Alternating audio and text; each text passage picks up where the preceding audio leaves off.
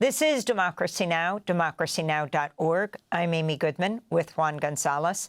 As we continue our coverage of the U.S. Israeli war in Iran, we turn now to look at how Gulf nations are responding.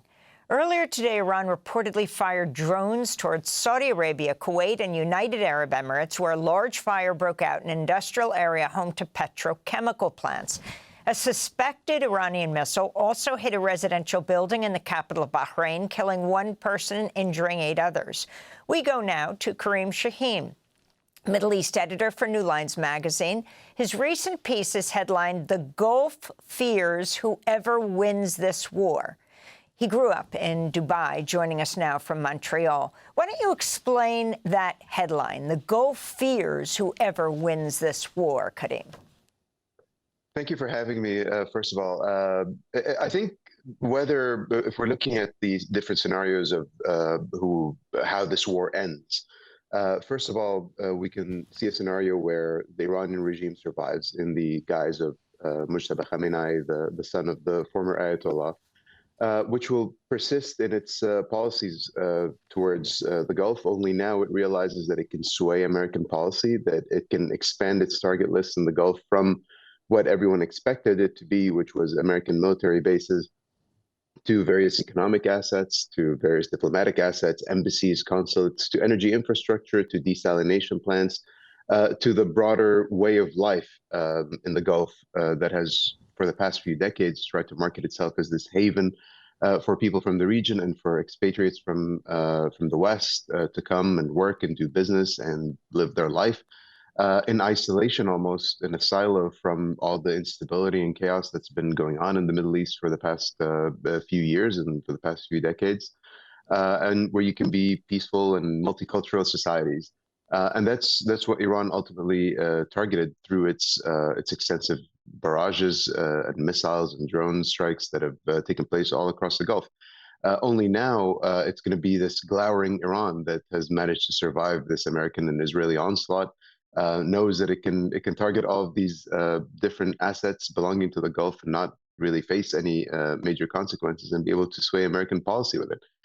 Now, on the other hand, if Israel is the one that emerges victorious out of this conflict, and the U.S. emerges victorious as well, unlikely as it may be in the case of regime change, we've never seen regime change in the region without a ground invasion, without ground troops.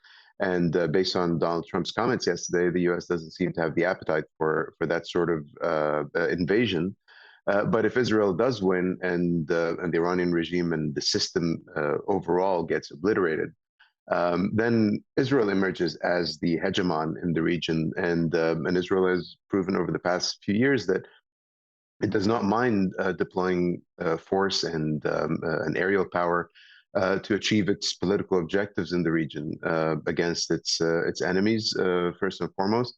But if these conflicts continue to persist and Israel continues to seek out enemies in the region to neutralize, whether that's Iran today and perhaps Turkey tomorrow, it's shown that it's willing to deploy its enormous military power and force with the U.S. cheering in the background to carry out these objectives. And I don't think that the Gulf states would like to replace one hegemon with another. But for now, they're focused on the regional power that has been bombing their energy infrastructure, that has been bombing their real estate, that has been bombing civilians, and they're trying to sort of focus on minimizing the risk there.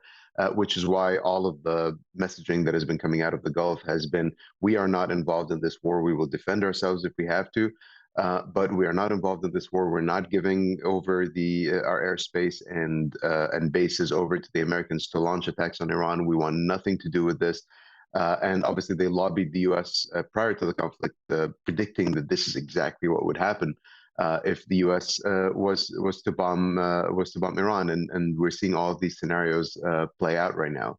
But what the end point is, obviously nobody knows. Only Donald Trump knows.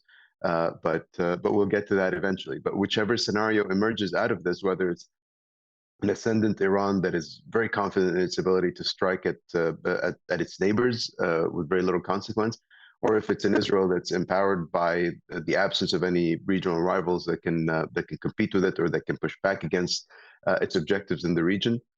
In either scenario, I don't think that the Gulf states will be happy with the outcome. But Kareem, I wanted to ask you about a little further on this issue of where the Gulf states will land after the conflict. Everything that was happening before this indicated that, especially in the wake of the so-called Abraham Accords, that the Gulf states were trying to maneuver in a way to reconcile with Israel and to be able to continue to conduct business in the region. But I was struck especially by this open letter that one of the billionaire CEOs, the chairman of Al Habtoor Group in the UAE, Khalaf Al Habtoor, posted publicly this past week, where he direct open letter to President Trump, and he wrote, I quote, "Who gave you the authority to drag our region into a war with Iran, and on what basis did you make this dangerous decision? Did you calculate the collateral damage before pulling the trigger, and did you consider that the first to suffer from this escalation will be the countries of the region itself?" So clearly, it seems that many people within the Gulf states are now questioning to what degree they expose themselves by being so close to the United States and allowing all of these bases to be put on their soil in terms of this now developing conflict. I'm wondering your thoughts on that.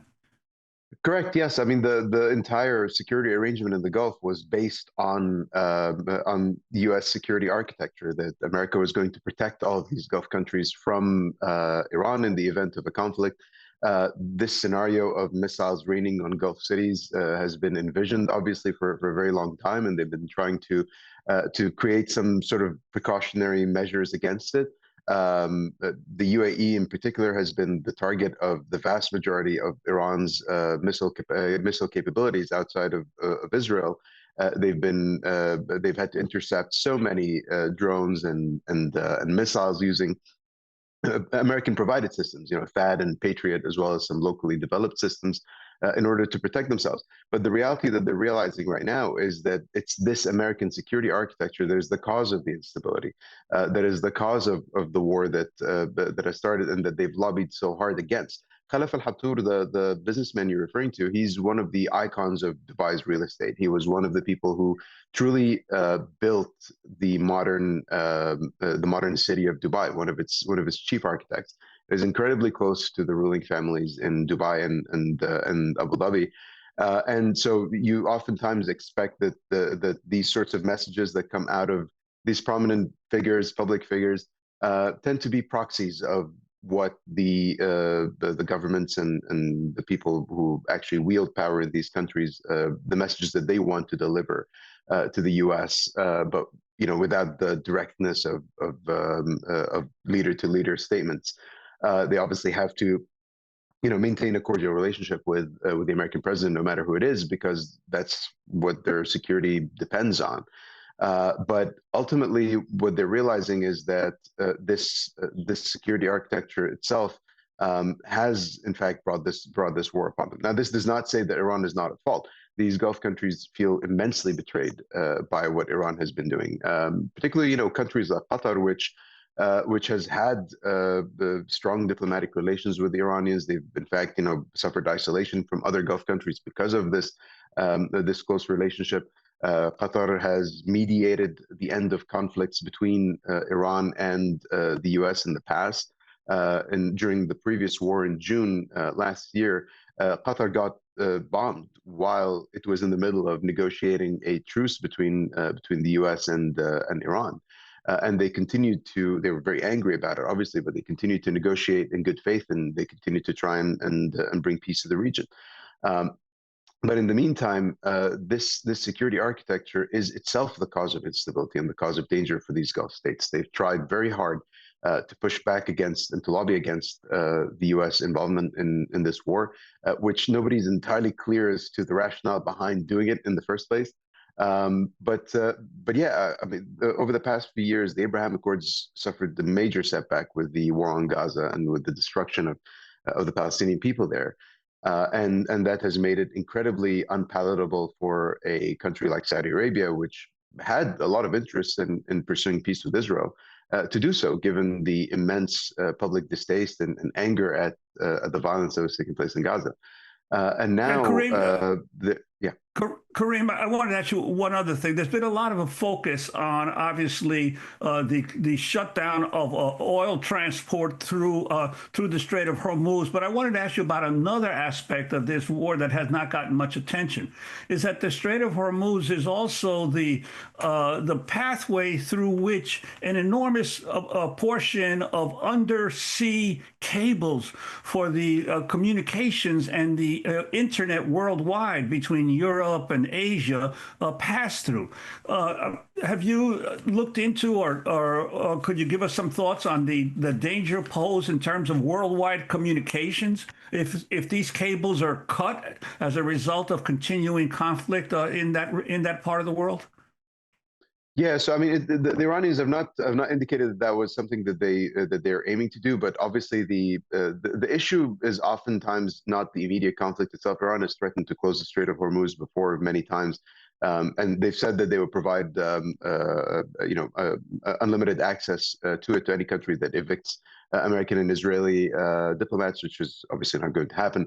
But the Iranians have threatened this many times in the past. The key component is whether there are any indications that the war is about to end, in which case these issues with oil prices and with potential communication challenges are going to disappear. As we saw yesterday, as soon as Trump indicated that the war may be a short excursion, as he described it, immediately the oil prices went down by a significant amount. The Dow regained some of its losses. And that's ultimately what seems to be moving the American president is this realization that the markets are responding to the war in a negative way. From the Iranian side, communication has been cut off for most people on the ground for a very long time. We've been trying through our Iranian correspondents who've been writing about the conflict and trying to talk to people on the ground, is that there's very limited communication, very limited coverage. It's very difficult to get a hold of people there and actually be able to tell the stories about the humanitarian suffering that they're going through. And at the same time, on the Gulf side, there's these constant attacks against energy infrastructure over there, including desalination plants, which have been critical to providing water and to fresh potable water to the local populations.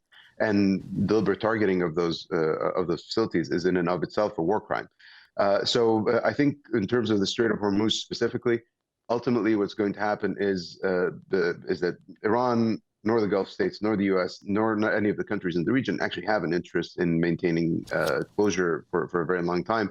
And as soon as there are indications that the war is about to be over, this will not pose a problem, I think. Very quickly, I wanted to ask you about this changing response to the killing of over 100 girls, 175 girls at the girls' school in southern Iran. Trump continuing to deny the U.S. carried out the strike last week. Most of the victims were children. Multiple investigations found direct video evidence contradicting Trump's claims. Video shows a U.S. Tomahawk missile striking the school, which is located near a naval base. I want to go to the news conference on Saturday Trump and Defense Secretary Peter Hegseth held on the plane when they were asked by reporters aboard Air Force One about the girls' school strike. Did the United States bomb a girls' elementary school in southern Iran on the first day of the war and kill 175 people? In my opinion, based on what I've seen, that was done by Iran. Is that true, Mr. Hegseth? It was Iran who did that? We're certainly investigating. Still investigating. But the only side that targets civilians is Iran. We think it was done. We think it was done by Iran. Because they're very inaccurate, as you know, with their munitions. So Trump says it was Iran. Then he's asked again about the strike on the girls' school Monday. Mr. President, you just suggested that Iran somehow got its hands on a Tomahawk and bombed its own elementary school on the first day of the war. But you're the only person in your government saying this. Even your defense secretary wouldn't say that when he was asked, standing over your shoulder on your plane on Saturday. Why are you the only person saying this? Because I just don't know enough about it. I think it's something that I was told is under investigation. But tomahawks are used by others, as you know. Numerous other nations have tomahawks. They buy them from us. But I will certainly, whatever the report shows, I'm willing to live with that report. So, Kareem, New Lines magazine has published investigations into the strike on the girls' school, as well as a separate strike on an Iranian emergency medical base in Shiraz that killed 20 people. In the last 2 minutes we have left, can you talk about both? And President Trump first saying it was Iran and now saying he can live with it if it wasn't. Yeah, it's nonsense. I mean, we were among the first to investigate the initial strike on the school, and we showed that that there was no evidence that Iran could have actually carried out the strike based on the available open source evidence. In the second strike, it was a clear case of bad targeting.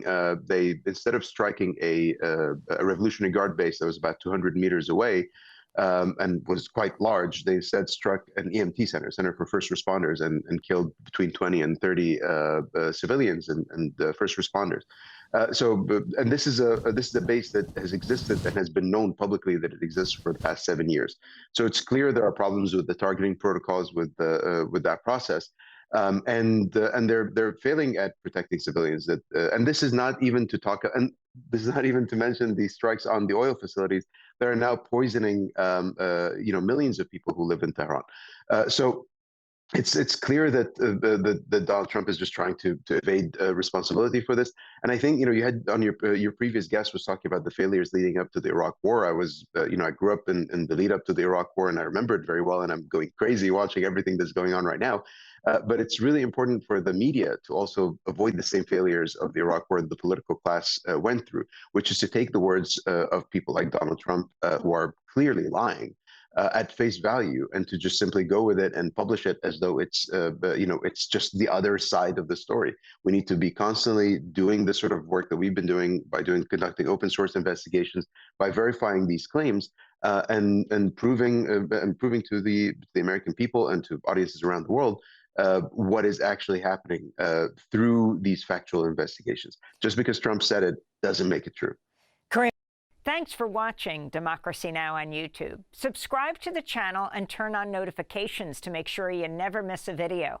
And for more of our audience-supported journalism, go to democracynow.org, where you can download our news app, sign up for our newsletter, subscribe to the daily podcast, and so much more.